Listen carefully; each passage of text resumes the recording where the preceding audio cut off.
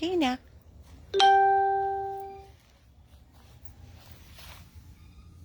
It's okay, Mama. It's okay.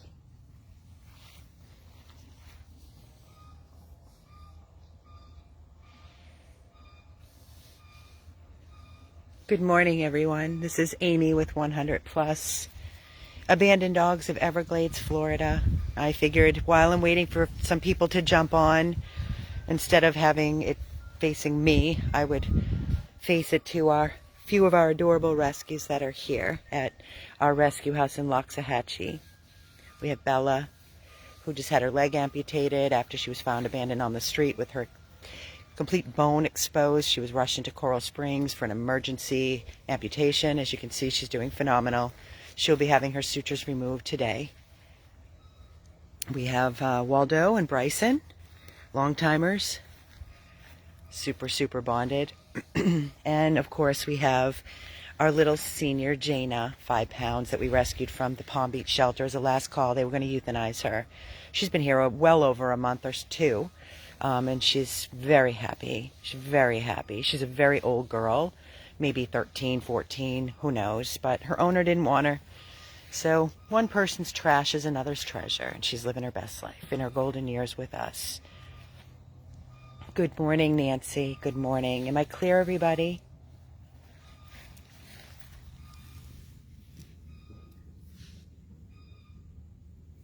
Thank you for the clear, Judith. Good morning, Wanda. Hi, Margine.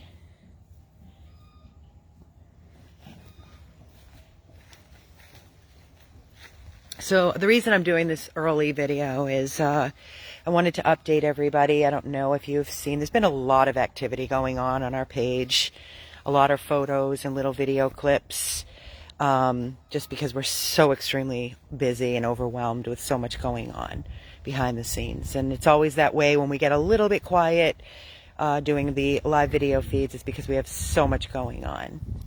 So we try to keep everybody updated the best that we can.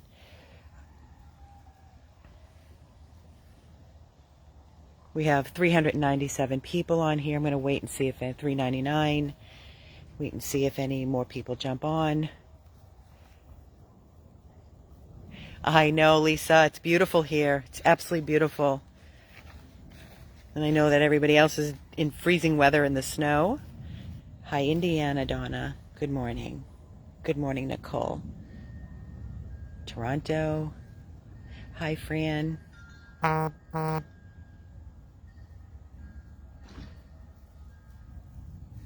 Good morning, Sandy from Kentucky. Ocala. We had a couple of meet and greets yesterday, and it went extremely well. So hopefully we'll have some exciting news to share with you by the end of this week. And we also have another couple of meet and greets going on this weekend. So hopefully we'll have some adoptions to share. I'm not going to give you any hints. I'm going to surprise you. I love to do so. Hello, Colorado. Hey, Laura. And good morning, Mary Winter. Good morning, Brianna. Delaware. Brunswick, New Brunswick. Hi, Sandy. Good morning, Tammy King. Hi, Sunshine. All right, so we're almost at 500. Thank you, Elizabeth from upstate New York. We love you too. Okay, now you're stuck with me. This is Roll Out of Bed. Good morning. But I just wanted to jump on here because so late yesterday, and some of you may know, some of you may not know if you're on social media, Facebook to be exact. I am tagged continuously, all day, all night, as a lot of rescues are. When there's an urgent plea for help, whether somebody needs help with their personal dog, or they found a dog or a cat or an animal that's in need, and you know they don't have the means or they don't have placement for the animal, they start tagging all the rescues. And My personal name, along with 100 plus Abandoned Dogs of Everglades, Florida, is tagged repeatedly all day, all night. And I'm not going to lie, it is very overwhelming, not to mention the emails that come through, the private messages. And that's another thing on my personal page. I don't use private messenger. I really try to stay off of Facebook unless it has to do with rescue. I'm not going to post, what I had for dinner, what I had for breakfast. I don't have time. I stay focused on animals in need. So if you send me a personal private message, you probably won't get a response. If you need to speak with me, then please send an email or a private message on our Facebook page, which is 100 plus Abandoned Dogs of Everglades, Florida. And we get back as quickly as we possibly can. So as I'm speaking, Shelly and Keith are getting the babies in. It's so nice to have them all out together, Bella and Jaina and Bryson and Waldo. So they're going back in, and they'll bring another dog out. It's just rotating and taking the dogs out, and our pig Wilbur. But back to where I was. So we're repeatedly tagged over and over and over again. I did post yesterday a video that was brought to my attention. It was a fuzzy video, but it was very clear. Clear to the heart that dog Rojo is a pit bull. He's emaciated to no words. The dog is nothing but a skeleton. And he's about 11 or 12 years of age. His owners apparently had no money, and I was told the dog has not eaten in a week and a half.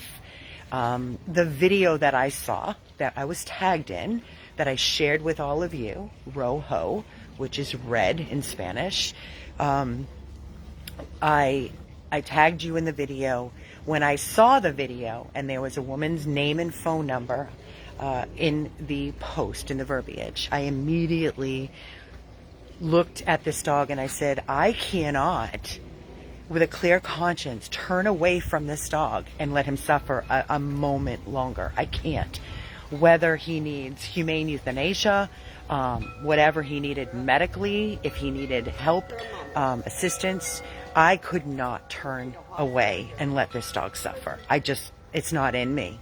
So I knew that I was going to do something.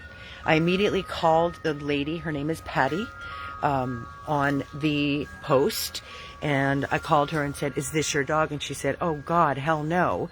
And she said, I've been trying to get help. The family has no money. They live in Florida City. So I started asking questions, and I said, please, can you get this dog to a 24-hour animal hospital near you in Miami, and I will cover all costs. Whatever the dog needs, let's just get him in the hospital. Let's get him seen. Does he need pain meds? Does he need any kind of treatment? No, does he need euthanasia? Regardless, I could not watch this dog, Rojo, suffer for 1 second longer. So yesterday is exactly what happened. Patty was hysterical crying, and she said, Amy, I don't even know what to say. Thank you so much. She literally got in her car and drove to Knowles and 24-hour animal hospital in Miami. She had the owners come with the dog.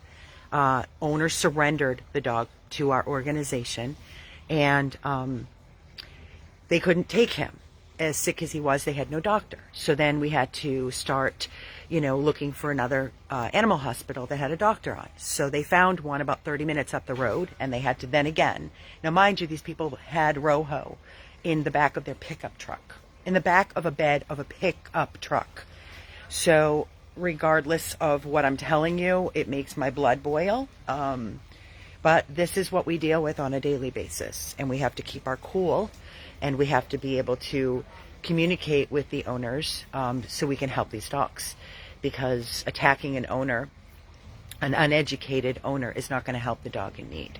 So we got Rojo to another 24-hour animal hospital. And I kid you not, my phone was blowing up from the hospital probably about 20 to 30 times throughout late yesterday up until about 10 p.m. last night.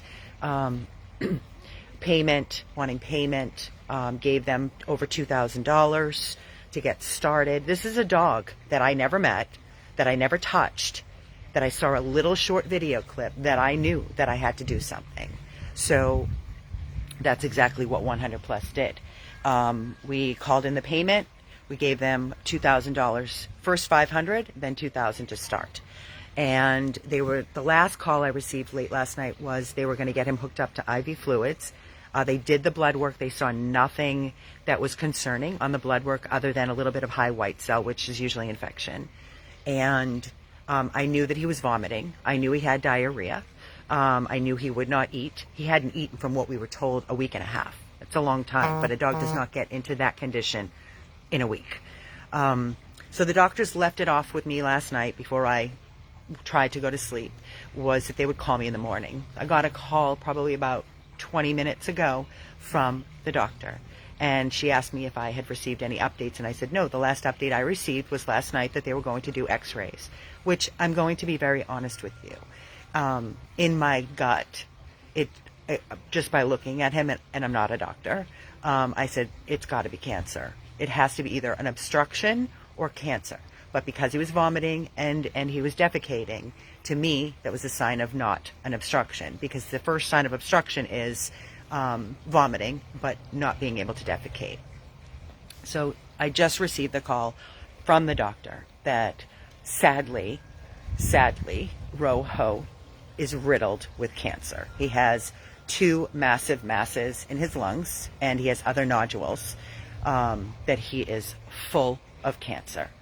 And I will tell you that Shelly and I were planning on getting the 4-car detached garage all set up for him and making it really cozy, hoping that he would get some sort of life time, so that we could give him quality at the end of his days. But unfortunately, it was not in the cards for Rojo.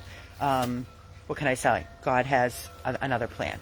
Well, we make our plans, God laughs, and you can plan all you want. So what I do want to say to each and every one of you is thank you.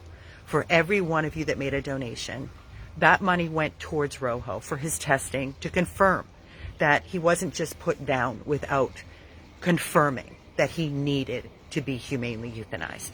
But what I can tell you is that Rojo is no longer suffering.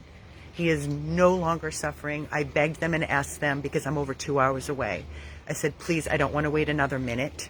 I'm asking you to put your arms around him and tell him we all love him and his life mattered, and let him go peacefully.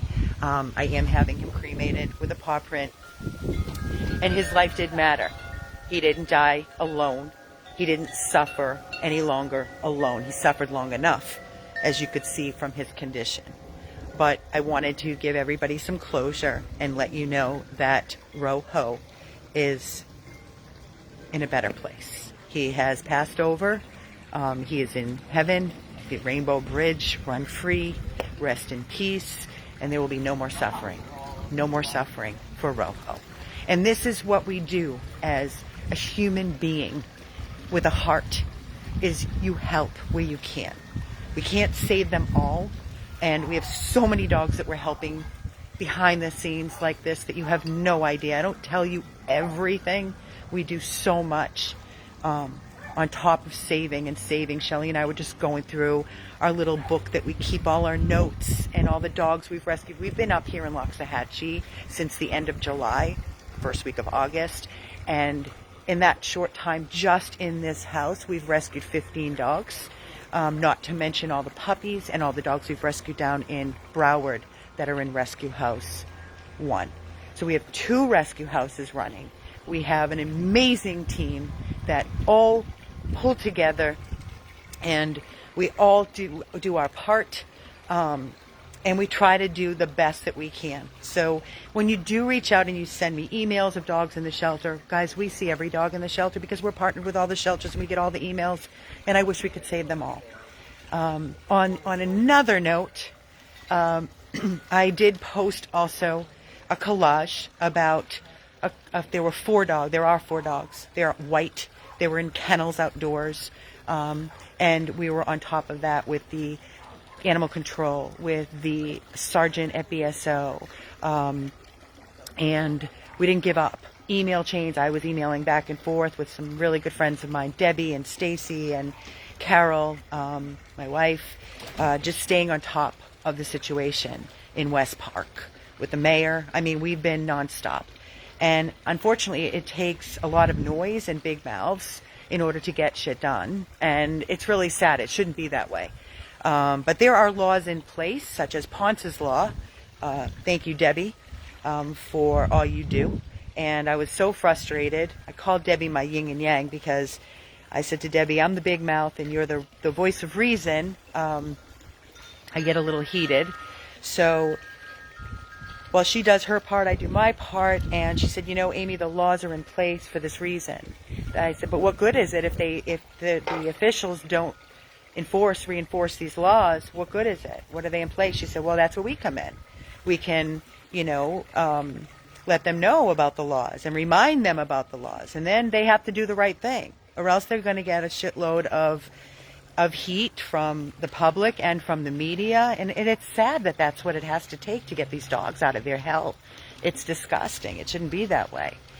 I even asked animal control. I said, have you guys really lowered your standards that much? Because when I was asking about the emaciated dog in West Park, I was like, you don't see this dog as emaciated? You're telling me that the owner's telling you that the dog's a picky eater?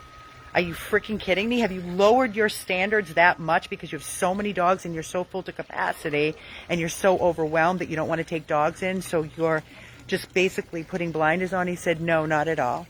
And then one of the dogs, Coco, she's one of the dogs of the 4. She has an injured paw. When we asked about that, they said from playing. They're not playing. They're in kennels outside. They're not taken out of their kennels. They're living in feces. So I will update you that 2 of those 4 dogs from West Park are at the Broward shelter. We have space for 1 dog right now. So I've been going back and forth with email on one of the dogs, Coco, and I'm going to send Tiffany over there to meet Coco and evaluate her, and hopefully we can help and pull her out of the shelter. I will tell you this, because a lot of you are like, well, why don't you take both dogs? I'm going to explain something to you. As a rescue, okay, we're completely full, and full of dogs at House 1 that are not moving and haven't moved for years, okay? Bully breeds especially, sadly. Nobody steps up. Nobody's stepping up.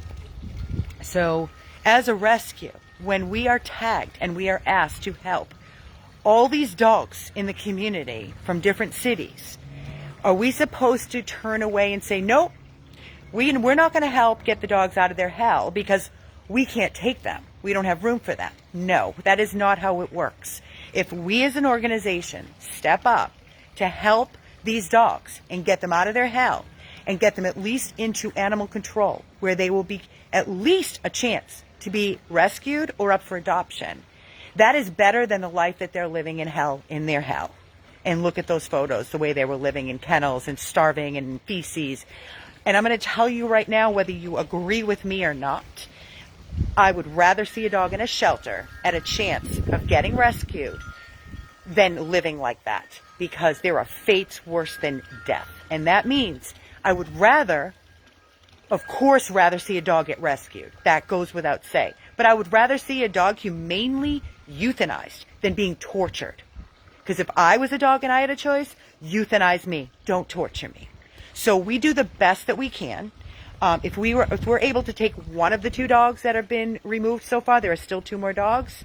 I don't want to hear for 1 second if one person comes onto our page and says, how could you leave one behind? You will be removed, because I'm not going to be bullied and I'm not going to be pushed in a corner. You can adopt. You can step up and foster. And if you can, then that helps with the problem. If you cannot do anything to assist and take a dog into your home and help us as a rescue, then say nothing, zip it. Anybody can sit here behind their keyboard and be a great keyboard warrior and tell every rescue how it should be done, what they should do. It's not going to be allowed here. We're not going to be bullied, and we're not going to be pushed in a corner. So again, there are 2 dogs right now, Lady and Coco, that are at the Broward Animal Care. Their shelter is completely bursting and full to capacity. We are going to help one. We are focused on Coco. So that is the one that's emaciated, and that is the one with the injured paw. And that's the one that we feel that we can help, that needs us the most. Now, Lady is still there. She's about 5 years of age. She came from the same property. So if somebody could help Lady and you're interested, let us know, and then we can assist in possibly getting her out as well. But until we have a confirmed place for that dog to go, we cannot help. We can only help one. So that's where I stand with my updates on this Monday morning. I'm not being hard or harsh or heartless. I am being real, and I'm being transparent with all of you. So, okay, sorry about that, guys. I do know that I don't know anything. I have not met the dogs. I've only seen photos. So I'm going to leave it at that. I'm not going to go on what the shelter states, because we know in the past of how many dogs are labeled, and they're labeled incorrectly. So until I personally or one of my team members goes to the shelter, meets the dog, puts the hands on the dogs, and can assess the dog properly, I will not believe anything the shelter tells me, because the majority of the dogs that we have pulled over the years, 4,300 plus dogs to be exact, they're labeling aggressive, biters. Wrong. Every time we get them in the car and they're licking our faces off. So shelters are a very stressful environment on dogs. It's very confusing. I know if I put my personal dogs or any of my rescue dogs in a shelter, oh hell no, there's a majority of them that would growl and show teeth, because they are so fearful and so stressed out. So please, labeling an animal is basically a death sentence. It's basically a death sentence. Unless you have a history, of course, then you have to be transparent and not put the person that's interested in the dog or the dog in danger. It's just basically letdown. You're setting a dog up for letdown. But I'm just trying to be real, honest, and transparent right now. So I wanted to update everybody first and say thank you so very much for your always love and support, to allow us to do the right thing by Rojo. May he rest in peace. God rest his little soul. And then the dogs from West Park. We will keep you posted as we are waiting for the shelter to respond if we can come into the shelter and assess and meet Coco today. I have not received a response back as of yet from early this morning at like 7:30. It's now 10. And that's pretty much it. We're going to focus on getting Bella her staples removed after her leg amputation. We want to get that done today. I have to go buy lights for outside for one of the yards where Baby Cakes is now living, in the she shed with the AC, because she does not want to go in the garage. She cries all night.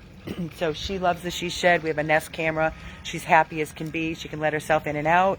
And that's where she wants to be. So that's that. So we do have the now garage open here in Loxahatchee, the 4-car detached. So we're going to hopefully get Coco out. Coco may be going to house 1, pending, we'll see, or here, regardless. We have 2 empty spots right now. We do have a list of dogs waiting to come into our organization. We make the decision. Actually, I make the decision on who we take in. So, and I take in the ones that I feel that need us the most. And I also take in big, small, no breed specific. We are not a cherry pick rescue, and we're not a breed specific rescue, as you can see. Rojo certainly was not an adoptable dog. He's 11 or 12, and he was an emaciated pit bull. There was, in my mind, that dog would be with us forever. Look at Baby Cake. She's a dream, and nobody stepped up for her. A senior that we pulled from Miami-Dade that would have ended up in a body bag. But because we stepped up, and nobody else has stepped up, she's with us. So, you know, we'd love to get these dogs into homes or fosters, because it makes room so we can save more lives. But if the community does not step up to help us, we're stuck. And we can only do what we can do. So we do the best that we can. We're one rescue. And we've got a lot on our plate. So again, thank you so much in advance for all your love and your ongoing support for, I consider, our amazing rescue mission. And I will keep you posted on Coco. And if you can help in any way, shape, or form, and you think you can foster or adopt, don't be shy. I'm right here. 100 plus abandoned dogs at gmail.com, or give us a call at 877 506-8100. Thanks for listening. 100 Plus Abandoned Dogs. Have a great Monday, and we'll update more as we go. Thank you, everyone.